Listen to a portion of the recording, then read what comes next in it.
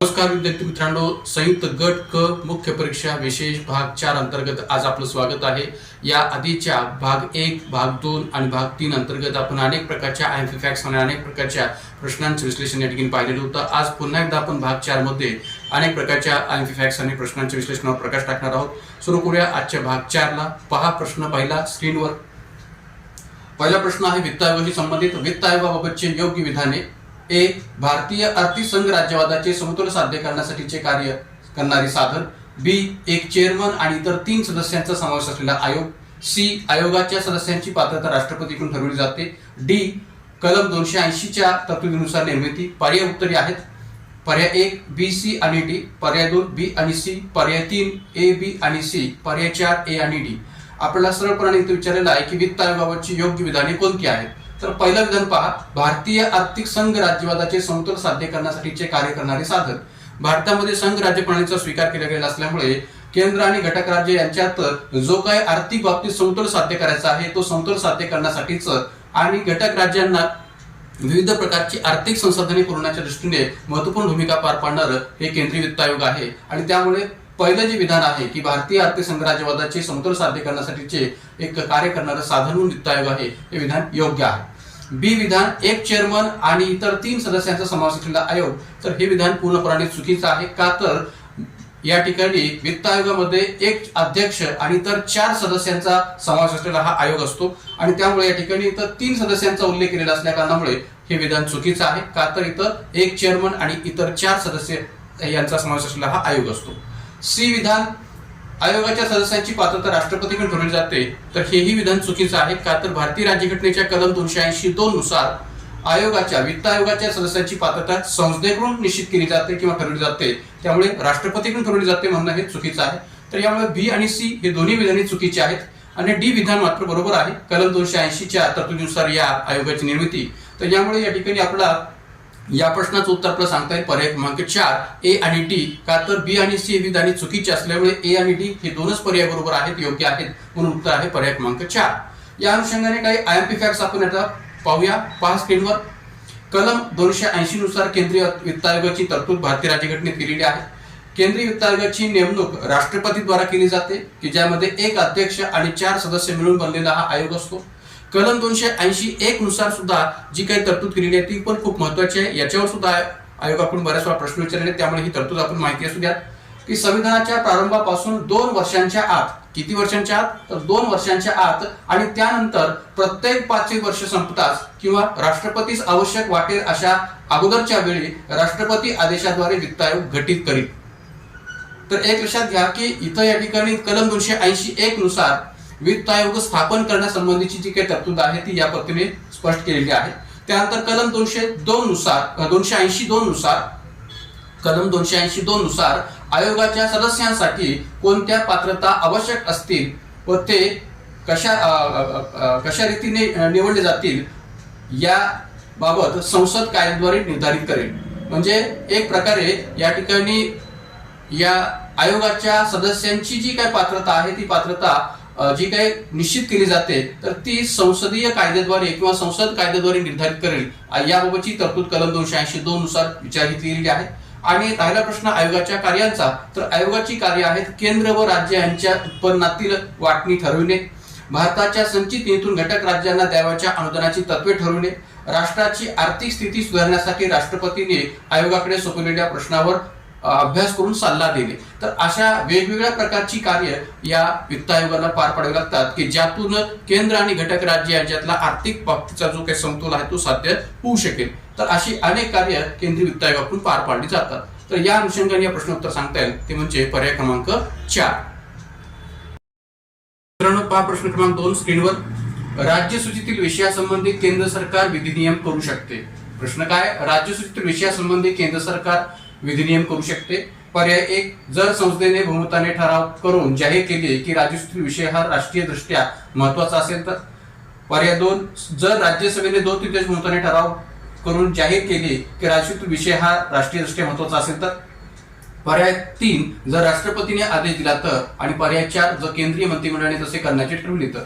मित्रांनो, एक लक्षात घ्या की भले आपल्याकडे भारताच्या राज्यघटनेमध्ये केंद्र सरकारकडे संघ सूची, राज्य सरकारांकडे राज्य सूची आणि दोन्ही सरकारांकडे समवर्ती सूची असा विषयांच्या बाबतचा असणारा विभागणीचा उल्लेख असला तरी सुद्धा आपल्याकडे राज्य सूचीतील विषयासंबंधी संसद कायदा करू शकते किंवा केंद्र सरकार कायदा करू शकते.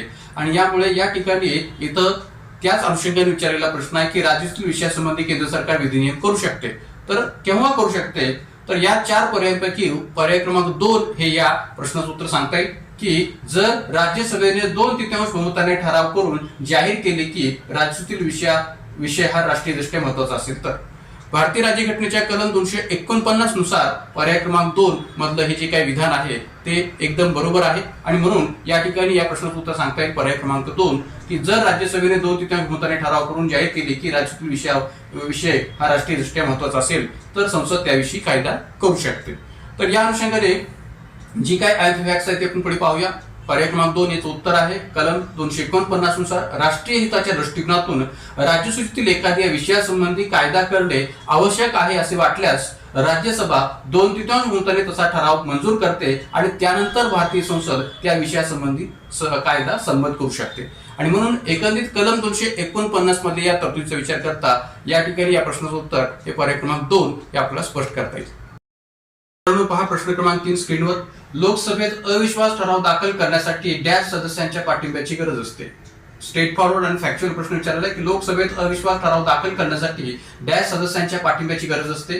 पर्याय क्रमांक 1 120, पर्याय क्रमांक 2 90, पर्याय क्रमांक 3 50 आणि पर्याय क्रमांक 4 150. तर या ठिकाणी उत्तर आहे पर्याय क्रमांक 3 50. लोकसभेत अविश्वास ठराव दाखल करण्यासाठी 50 सदस्यांच्या पाठिंब्याची गरज असते.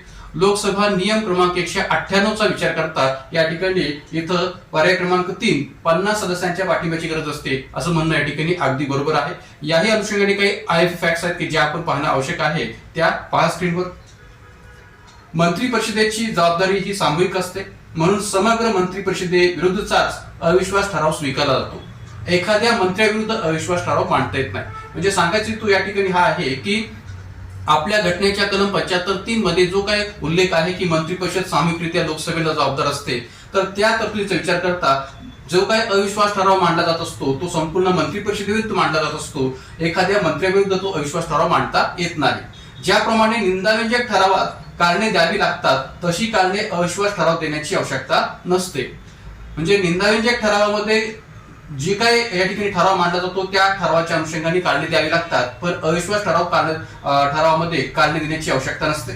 लोकसभेत अविश्वास ठराव दाखल करून घेण्यासंबंधी जी काही पद्धती आहे ती लोकसभेच्या नियम 198 मध्ये सांगितली आहे. जसं मी मागाशी उल्लेख केला की लोकसभेच्या अंतर्गत जी काही अविश्वास ठराव सरकारच्या विरोधात दाखल करून घेण्यासंबंधी पद्धती आहे तर ती लोकसभेच्या नियम 198 मध्ये सांगितली आहे.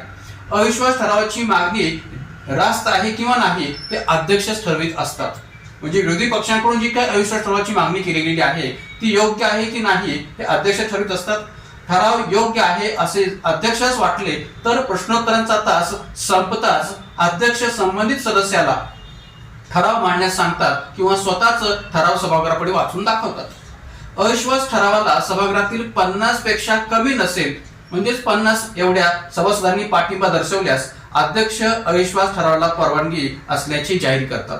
म्हणजे या ठिकाणी 50 सदस्यांचा पाठिंबा असणं हे आवश्यक आहे ही इथं आपण लक्षात घेण्याची गरज आहे. मित्रांनो, या ठिकाणी नियम 198 याही बाबत आयोगाने प्रश्न विचारलेला आहे. त्यामुळे अविश्वास ठराव दाखल करण्यासंबंधी लोकसभेचा कोणता नियम आहे तर नियम 198 आहे. हेही आपण इथं आयएमपी फॅक्ट बेसिसवर लक्षात ठेवण्याची गरज आहे. तर या अनुषंगाने या प्रश्नोत्तर आहे पर्याय क्रमांक 3. प्रश्न क्रमांक 4 पहा स्क्रीनवर. खालीलपैकी कोणते वैशिष्ट्य आणि त्याचे स्रोत हे जुळत नाहीत? खालीलपैकी कोणते वैशिष्ट्य आणि त्याचे स्रोत हे जुळत नाही? पर्याय 1 कायद्याचे अधिराज्य ब्रिटिश राज्यघटना, पर्याय 2 कायद्याने घालून दिलेली पद्धती ब्रिटिश राज्यघटना, पर्याय 3 कायद्याची योग्य पद्धती अमेरिकन राज्यघटना आणि पर्याय 4 न्यायालयीन पुनर्वलोकन अमेरिकन राज्यघटना. मित्रांनो, हा प्रश्न आपल्याला जर योग्य पद्धतीने समजत नसेल तर खाली आपण इंग्लिश मध्ये पण पाहू शकता. पर्याय 1 रूल ऑफ लॉ, पर्याय 2 procedure established by law, due to procedure of law आणि judicial review, British constitution, US constitution अशा पद्धतीने उल्लेख केलेला आहे. तर मित्रांनो, या ठिकाणी आपण चांगल्या पद्धतीने लक्षात ठेवलं पाहिजे की कायद्याचे अधिराज्य ही कन्सेप्ट किंवा ही तरतूद आपण ब्रिटिश राज्यघटनेतून स्वीकारलेली आहे. कायद्याने घालून दिलेली पद्धती ब्रिटिश राज्यघटनेतून नव्हे तर जपानच्या राज्यघटनेतून स्वीकारलेली आहे की ज्याचा संबंध भारतीय राज्यघटनेच्या कलम 21 मधल्या मूलभूत हक्काशी आहे. जीवन व व्यक्तिगत स्वातंत्र्य या बाबत कलम 21 मध्ये जी तरतूद आहे त्या कलम 21 शी संबंधित कायद्याने घालून दिलेली पद्धती याचा संबंध आपल्याला जोडता येतो मूलभूत हक्कामध्ये की ज्याचा स्वीकार आपण जपानी राज्यघटनेतून केलेला आहे. पर्याय क्रमांक 3 कायद्याची योग्य पद्धती अमेरिकन राज्यघटनेशी संबंधित तरतूद आहे.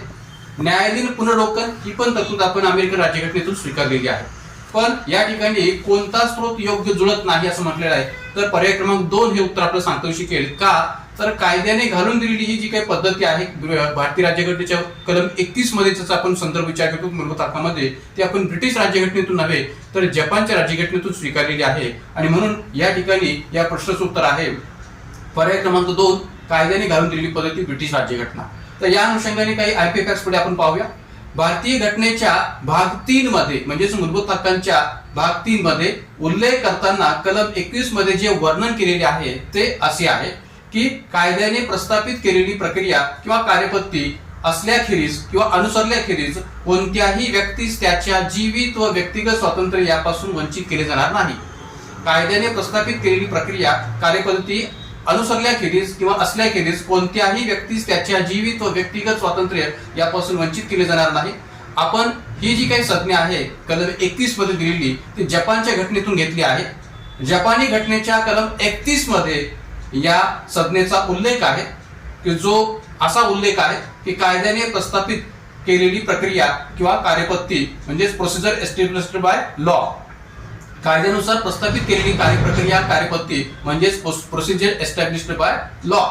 आणि अमेरिकन घटनेतील जो उल्लेख आहे तो काय आहे की कायद्यानुसार विधिवत झालेली प्रक्रिया due to procedure of law किंवा according to procedure of law.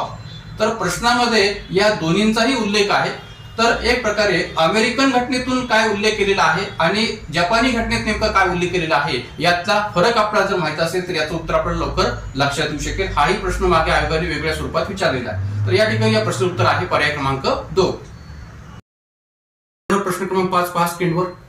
विधान ए आणि कारण आर योग्य पर्याय निवडा. विधान ए भारतीय राज्यघटना अर्धसंघराज्यात्मक आहे. कारण आर भारतीय राज्यघटनेने राज्य सरकारांपेक्षा केंद्र सरकारला अधिकचे अधिकार बहाल केले आहेत. पर्याय उत्तरे पर्याय क्रमांक 1 ए आणि आर दोन्ही विधाने बरोबर आहेत आणि आर हे विधान ए या विधानाचे योग्य स्पष्टीकरण आहे. पर्याय 2 ए आणि आर दोन्ही विधाने बरोबर आहेत मात्र आर हे विधान ए या विधानाचे योग्य स्पष्टीकरण नाही. पर्याय 3 ए विधान बरोबर आहे मात्र आर विधान चुकीचे आहे. पर्याय 4 ए विधान चुकीचे आहे परंतु आर हे विधान बरोबर आहे. या ठिकाणी प्रश्न जो विचारला आहे तो विधान आणि कारण यावर आधारित असणारा प्रश्न आहे.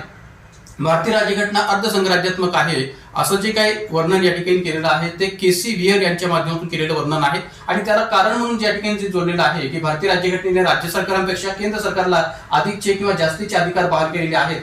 तर हे दोन्ही या ठिकाणी विधाने बरोबर आहेत. भारतीय संघराज्याचं स्वरूप अर्धसंघराज्यात्मक आहे हे बरोबर आहे का तर आपल्याकडे भारतीय राज्यघटनेने राज्य सरकारांपेक्षा केंद्र सरकारला अधिकचे अधिकार किंवा जास्तीचे अधिकार बहाल केलेले आहेत आणि असे कोणते अधिकार बहाल केलेले आहेत की ज्यात केंद्र सरकारला जास्तीचे अधिकार आहेत हे लक्षात येतं. तर त्याचा उल्लेख आपण पुढे आयपी फॅक्ट्स मध्ये करणार आहोत. तर या अनुषंगाने या ठिकाणी उत्तर आपल्याला सांगता येईल की विधान ए भारतीय राज्यघटना अर्धसंघराज्यात्मक आहे बरोबर आहे आणि कारण आर भारतीय राज्यघटनेने राज्य सरकारांपेक्षा केंद्र सरकारला जास्तीचे किंवा अधिकचे अधिकार बहाल केलेले आहेत हेही बरोबर आहे आणि कारण विधानाचे योग्य स्पष्टीकरण सुद्धा आहे. तर या ठिकाणी पर्याय क्रमांक 1 हे या प्रश्नाचं उत्तर आहे की ए आणि आर दोन्ही विधाने बरोबर आहेत आणि आर हे विधान ए चे योग्य स्पष्टीकरण आहे. या अनुषंगाने काही आयपी फॅक्ट्स पुढे आपण पाहूया. जसं मी म्हटल्याप्रमाणे की भारतीय राज्यघटनेच्या स्तरावर या ठिकाणी भारतीय संघराज्याचं वर्णन केसी व्हियर यांनी अर्धसंघराज्यात्मक संघराज्य असं केलेलं आहे. तर ते बरोबर आहे की भारत हे एकात्म राज्य आहे त्यात संघ राज्याची नाममात्र लक्षणे आहेत. यामुळे भारताचे संविधान संघात्मक कमी आणि एकात्म जास्त आहे म्हणजेच ते अर्धसंघराज्यात्मक आहे. डॉक्टर एन बॅनर्जी यांनी या भारतीय संविधानाच्या स्तरावर संघराज्याचं वर्णन या पद्धतीने केलं आहे की भारतीय संविधानाचे स्वरूप हे संघात्मक आहे पण ते एकात्मतेकडे झुकलेले आहे. सर आयवर जेनिंग्स यांनी प्रबळ केंद्रीकरणाची प्रवृत्ती असलेले संघराज्य असं या ठिकाणी भारतीय संघराज्याचं वर्णन केलेलं आहे. तर ग्रँडिवल ऑस्टिन यांनी एकात्मक किंवा अद्भुत प्रकारचे संमिश्र राज्य असा उल्लेख भारतीय संघराज्याविषयी केलेला आहे. एवढंच नव्हे तर मॉरिस जोन्स यांनी सुद्धा वाटाघाटीची संघराज्य या पद्धतीने भारतीय संघराज्याचं वर्णन केलेलं आपल्याला पाहायला मिळतं.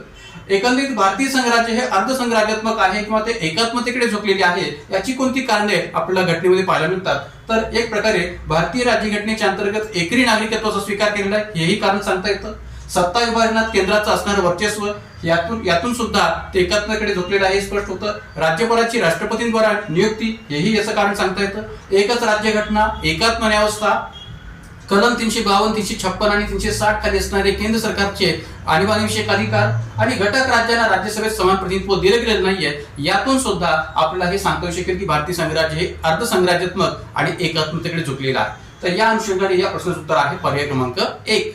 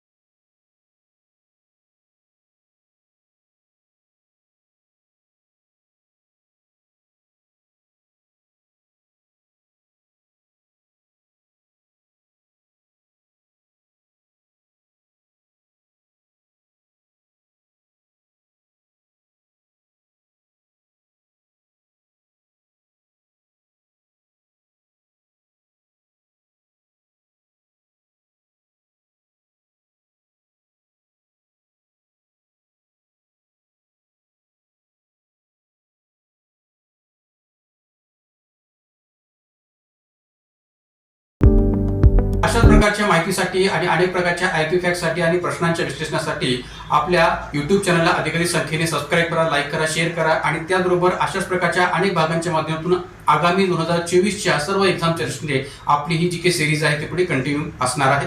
या ठिकाणी आजच्या या भागामध्ये आपण थांबूयात. धन्यवाद.